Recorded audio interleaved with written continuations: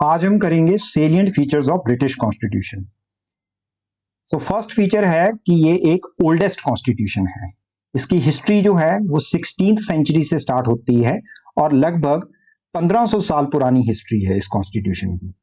Second feature है कि ये एक अनरिटन कॉन्स्टिट्यूशन है।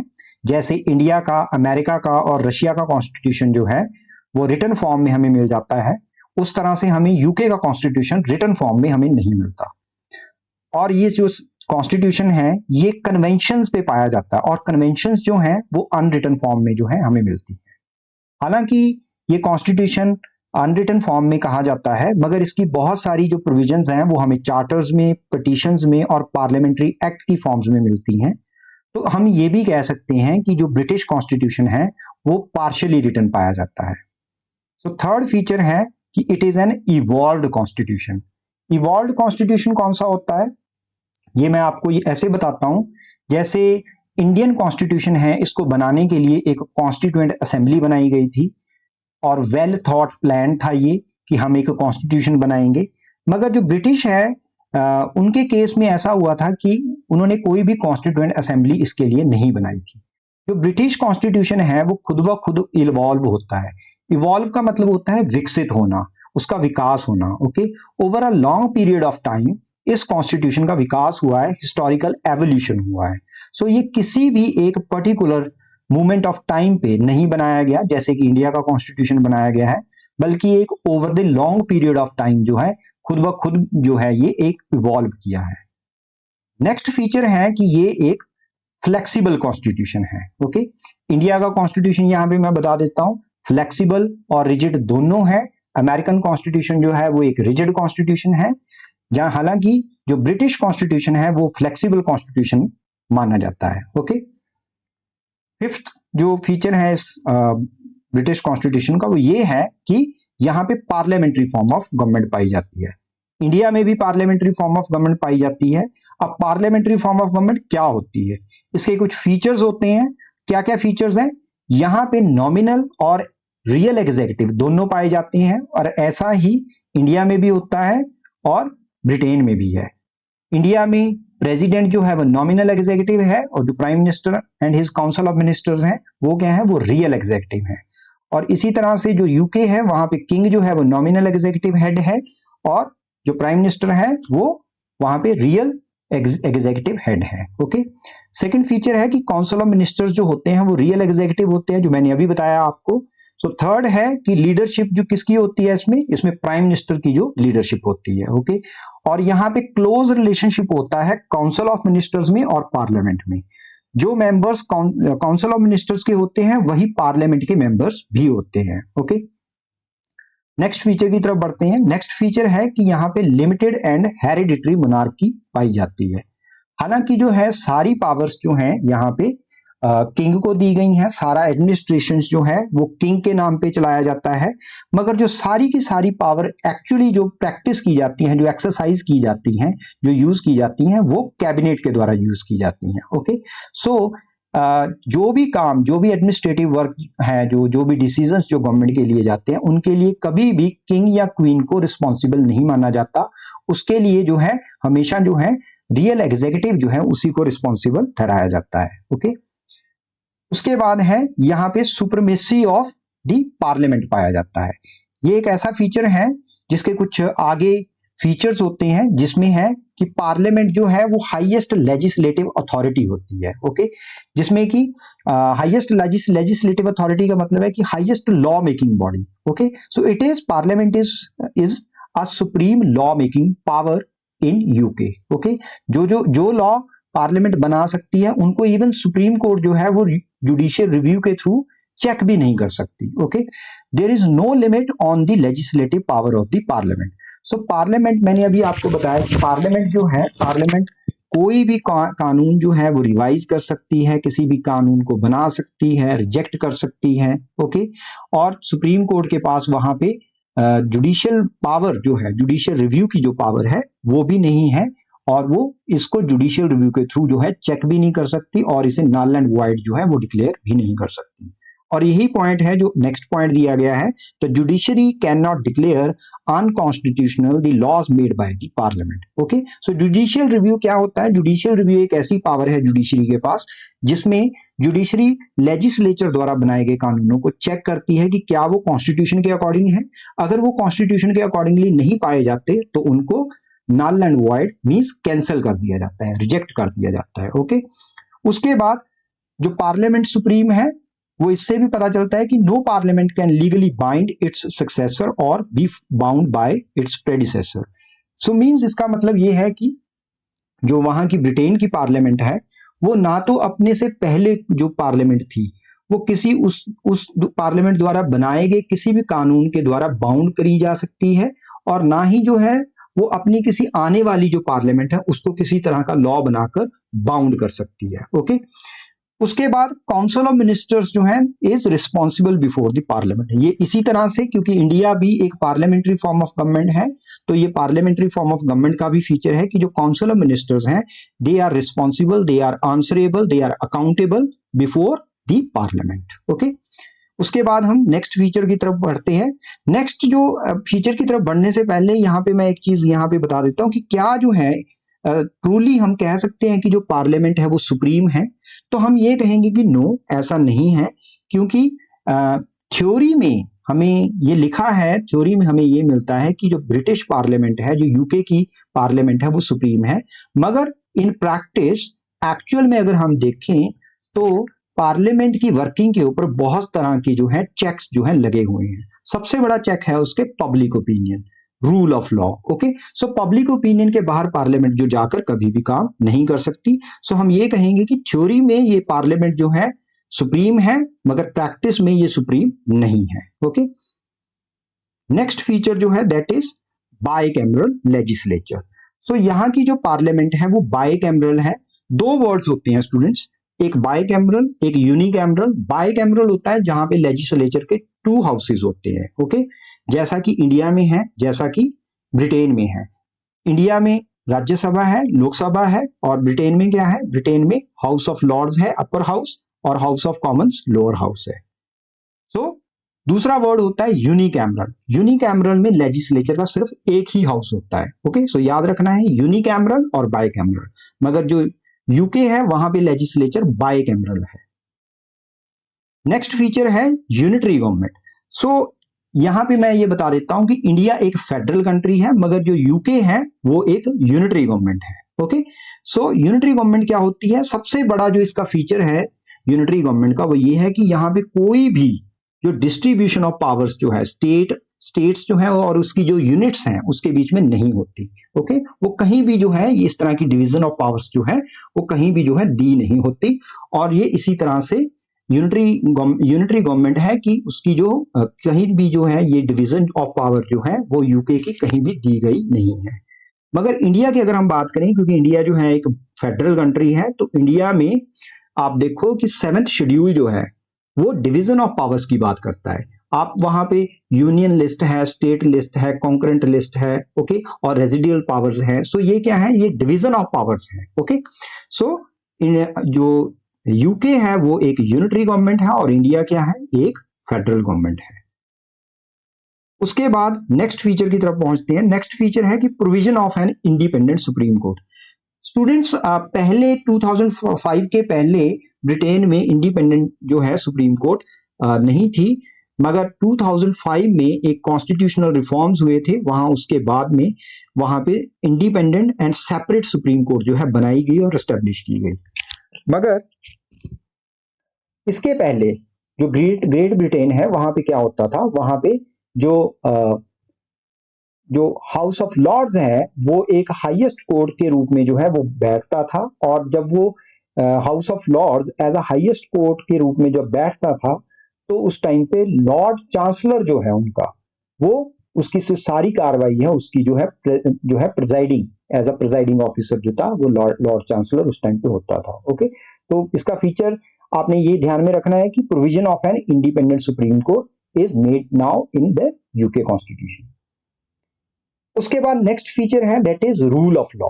ओके, जो रूल ऑफ लॉ है ये एक प्रिंसिपल है पॉलिटिकल थ्योरी में ये किसके द्वारा दिया गया है? ये प्रोफेसर एवी डाइसी के द्वारा दिया गया है। ओके, और इंडिया में भी जो रूल ऑफ लॉ का जो प्रिंसिपल लिया गया है वो कहाँ से बोरो किया गया है? ब्रिटेन से ही फॉलो किया गया है। ओके, वो वहीं से ही बोरो किया गया है। ओके, सो ये रूल ऑफ लॉ क्या होता है? Rule of law means that the powers of every official have been determined and they are bound to exercise their powers according to law. तो इसका मतलब ये है कि लॉ इज सुप्रीम, लॉ सबसे ऊपर है। कोई भी ऑफिशियल है, कोई भी ऑफिस है, ओके, वो क्या करेगा? वो सारे काम जो है अपने वो लॉ के अकॉर्डिंगली करेंगे। ओके, सो लॉ के बाहर जाकर कोई भी काम नहीं करेगा। सो इसे क्या कहते हैं? हम रूल ऑफ लॉ कहते हैं। नेक्स्ट फीचर क्या है? नेक्स्ट फीचर है कि मिक्स्ड गवर्नमेंट। वहां पे ब्रिटेन में मिक्स्ड गवर्नमेंट भी पाई जाती है, जैसे कि वहां पे हमें मोनार्की भी मिलती है in the form of king.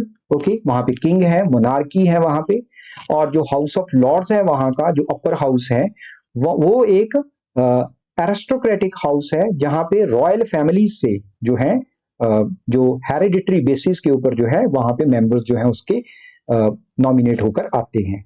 और वहां पे सो इस तरह से वहां पे एरिस्टोक्रेसी भी है और वहां पे हाउस ऑफ कॉमन्स भी है।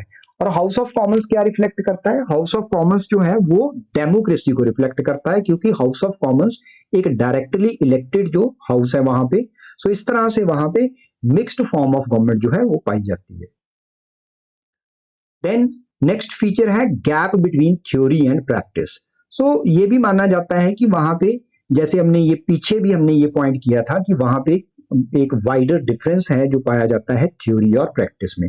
हालांकि जो सारी पावर्स हैं वो किंग को दी गई हैं, बट एक्चुअल में वो किसके द्वारा यूज की जाती हैं? Council of ministers and the prime minister. Okay, so इस तरह से थ्योरी में जो पावरफुल है वो सारी पावर्स जो है या पावरफुल जो है वो किंग को बनाया गया है, मगर जो एक्चुअल में जो पावरफुल है या जो पावर्स एक्चुअल में यूज की जाती हैं वो काउंसिल ऑफ मिनिस्टर्स या प्राइम मिनिस्टर के द्वारा यूज की जाती हैं। नेक्स्ट फीचर है bi party system. So students, India जो है एक मल्टी पार्टी सिस्टम है। मल्टी पार्टी सिस्टम वो होता है जहां पे दो से ज्यादा पार्टीज जो है वो पाई जाती है। ओके, सो जो ब्रिटेन है वो क्या है? वो एक बाय पार्टी सिस्टम है। वहां पे दो पार्टीज पाई जाती हैं, जो एक तो है लिबरल पार्टी जिसका नाम पहले विग पार्टी था। ओके, सेकंड पार्टी है कंजर्वेटिव पार्टी जिसका पहले नाम टॉरी पार्टी होता था। ओके, सो ये आपने याद रखना है। नेक्स्ट फीचर है कन्वेंशन बेस्ड कॉन्स्टिट्यूशन। ओके, सो मैंने जैसे हमने पहले भी जो मैंने आपको बताया है और डिस्कस किया है कि जो ब्रिटेन का जो कॉन्स्टिट्यूशन है वो सारे का सारा कन्वेंशंस बेस्ड है। कन्वेंशंस क्या होती हैं? कन्वेंशंस ऐसे बिलीफ्स हैं जो लोगों द्वारा फॉलो किए जाते हैं और उन लोगों का उनमें बहुत ज्यादा बिलीफ होता है। ओके, सो ये एक ऐसा कॉन्स्टिट्यूशन है जो कि कन्वेंशन बेस्ड है। ओके, सो ये याद रखना है आपने कि ये एक ऐसा कॉन्स्टिट्यूशन है जो कन्वेंशन बेस्ड है। और कन्वेंशंस क्यों फॉलो की जाती हैं? कन्वेंशंस बेसिकली उनकी यूटिलिटी की वजह से, क्योंकि उनको फॉलो करने से लोगों का जो बहुत ज्यादा बेनिफिट है। ओके, सो इस तरह से ये एक कन्वेंशन बेस्ड कॉन्स्टिट्यूशन है। नेक्स्ट जो फीचर है that is based on the principle of checks and balances. So students, यहाँ पे जो चेक्स एंड बैलेंसेस का जो प्रिंसिपल है वो भी जो है यहाँ पे फॉलो किया गया है। चेक्स एंड बैलेंसेस का प्रिंसिपल क्या होता है? वो ये है बेसिकली कि हर एक जो इंस्टीट्यूशन है या हर एक ऑफिस है जो गवर्नमेंट का, उसके ऊपर कुछ चेक्स जो है वो लगाए गए हैं। ओके, सो कोई भी जो है गवर्नमेंट का जो इंस्टीट्यूशन है, कोई भी ऑर्गेन ऑफ द गवर्नमेंट है, बेसिकली ऑर्गेन जो ऑफ गवर्नमेंट है वो आर्बिट्रेरी जो है वो काम नहीं कर सकता। मतलब वो लॉ के बाहर जाकर जो उसके दायरे में काम नहीं आता वो काम नहीं कर सकता। वो सिर्फ वही काम कर सकता है ऑर्गेन, जैसे लेजिस्लेचर जो है लॉ मेकिंग काम ही करेगा। ओके, जैसे एग्जीक्यूटिव है वो सिर्फ लॉ इंप्लीमेंटेशन के रिगार्डिंग ही काम करेगा, लॉ मेकिंग का काम नहीं करेगा। ओके, जैसे जुडिशरी है वो थर्ड ऑर्गन है गवर्नमेंट का, वो सिर्फ जो जुडिशियल फंक्शंस ही परफॉर्म करेगा, वो लॉ मेकिंग का फंक्शन जो है वो परफॉर्म नहीं करेंगे। तो इस तरह से एक चेक्स एंड बैलेंसेस जो है प्रिंसिपल इसे हम कहते हैं, तो ये प्रिंसिपल वहां पे लगाया गया है। देन नेक्स्ट फीचर है this constitution is the child of accident and design. So मैंने पहले भी आपको बताया है कि जो ब्रिटिश कॉन्स्टिट्यूशन है वो पर्टिकुलरली किसी स्पेसिफिक कॉन्स्टिट्यूएंट असेंबली द्वारा नहीं बनाया गया, ये कोई सोचा समझा कॉन्स्टिट्यूशन नहीं है। ये ब्रिटिशर्स ने पहले या यूके के लोगों ने पहले ये नहीं सोचा था कि हम कोई कॉन्स्टिट्यूशन बनाएंगे, बल्कि ये एक तरह से एक एक्सीडेंटली जो है डिजाइन हो गया है। ओके, ये उनको भी नहीं पता था कि इस तरह से डिजाइन होगा या इस तरह से कॉन्स्टिट्यूशन जो है ये बन जाएगा, और ये कॉन्स्टिट्यूशन बस बनते बनते ही ये कॉन्स्टिट्यूशन बन गया। ओके, सो ये well design, well thought out plan का पार्ट नहीं है। ओके,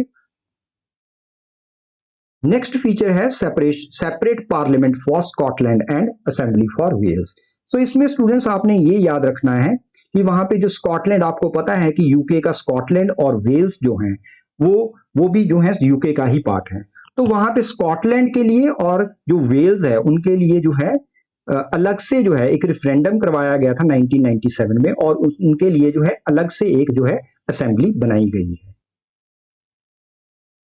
देन नेक्स्ट पॉइंट है दैट इज कि लिबरल डेमोक्रेसी। सो स्टूडेंट्स आप ये याद रखना कि जो ब्रिटिश कॉन्स्टिट्यूशन है वो लिबरल डेमोक्रेसी को रिफ्लेक्ट करता है। ओके, हालांकि वहां पे जो डेमोक्रेसी जो है उसमें हम हेरिडिटरी मोनार्की भी हमें मिलती है। ओके, हालांकि जो पावर्स हैं वो किंग को दी गई हैं, मगर आप देखो कि वहां पे जो उनका जो पार्लियामेंट, जो मेन उनका जो डेमोक्रेटिक कॉन्स्टिट्यूएंट जो इंस्टीट्यूशन है, उसमें जो मेन इंस्टीट्यूशन है that is house of Commons, और वो डायरेक्टली लोगों द्वारा इलेक्ट किया जाता है। ओके, उसके जो सारे मेंबर्स हैं वो सारे के सारे लोगों द्वारा डायरेक्टली इलेक्शन होता है उनके लिए, और वो इलेक्शन में इलेक्ट होते हैं, उनके लिए वोटिंग होती है, तो इलेक्शन के द्वारा वो सारे इलेक्ट किए जाते हैं। सो ये जो इलेक्शन है ये लिबरल डेमोक्रेसी का एक बहुत बड़ा फीचर है। ओके, नेक्स्ट है right to petition before the parliament.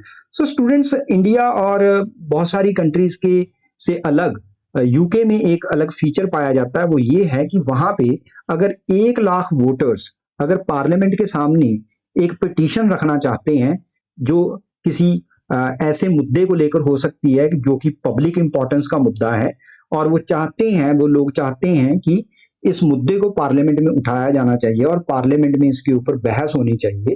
Okay, तो वो 1 लाख लोग जो हैं वो ऐसी पिटीशन पार्लियामेंट के पास रख सकते हैं, और पार्लियामेंट अगर वो 1 लाख लोगों के द्वारा पिटीशन रखी जाती है तो पार्लियामेंट उस पिटीशन को उठाएगी और अपने एजेंडे में लेकर आएगी, और वो पार्लियामेंट में डिस्कस किया जाएगा एजेंडा। नेक्स्ट है fixed tenure of the house of Commons. So students, मैंने बताया आपको कि हालांकि वहां पे जो है जो पार्लियामेंट्री फॉर्म ऑफ गवर्नमेंट होने की वजह से वहां पे जो है जो पार्लियामेंट है, जो लेजिस्लेचर है वहां पे, उसका जो है एग्जीक्यूटिव है जो वहां पे, उसका कोई फिक्स्ड टेन्योर नहीं है, मगर फिर भी वहां पे एक पॉलिटिकल अनसर्टेनिटी को खत्म करने के लिए वहां पे, जैसे इंडिया में भी जब सरकार जो है वो सिर्फ और सिर्फ जब तक उसके पास बहुमत है, ओके, जब तक उनके पास जो है मेजॉरिटी है तब तक वो सरकार बनी रहती है, और जैसे ही उनके पास जो है मेजॉरिटी खत्म होती है तो सरकार जो है वो 5 साल के पहले भी जो है गिर सकती है। ओके, तो इस तरह से 5 साल का जो टेन्योर है, हालांकि हाउस ऑफ कॉमन के लिए वहां भी फिक्स किया गया है, मगर अगर ये बहुमत जो है सरकार के पास नहीं रहता तो सरकार जो है वो 5 साल के पहले भी गिर सकती है। स्टूडेंट्स, नेक्स्ट फीचर है provision of referendum. Okay, so referendum basically क्या होता है? रेफरेंडम बेसिकली एक डिवाइस है डेमोक्रेसी की जो कि यूके में पाई जाती है। सो इसमें स्टूडेंट्स लोगों के सामने एक क्वेश्चन एक लाइन की फॉर्म में रखा जाता है। ओके, तो जिसपे लोग जो है यस और नो में आंसर करते हैं। अगर लोग यस में 50% से ज्यादा जो है आंसर कर देते हैं तो ये यस की फॉर्म में एक्सेप्ट कर लिया जाता है, मतलब कि वो मान लिया जाता है। अगर उस क्वेश्चन के ऊपर लोग जो है नो करते हैं 50% से ज्यादा, तो ये क्वेश्चन जो है वो रिजेक्ट कर दिया जाता है। ओके, सो ये जो डिवाइस है ये यूके में पाई जाती है। ओके, सो उसके बाद स्टूडेंट्स आपने कंक्लूजन जो है वो जरूर लिखना है। कंक्लूजन में कुछ खास नहीं लिखना, जैसे मैंने पहले भी बताया है। कंक्लूजन में आपने 5-4 लाइनें जो हैं वो वही लिखनी होती हैं जो आपने पीछे लिखी हैं। Okay, so thank you students, hope कि ये वीडियो आपको पसंद आई।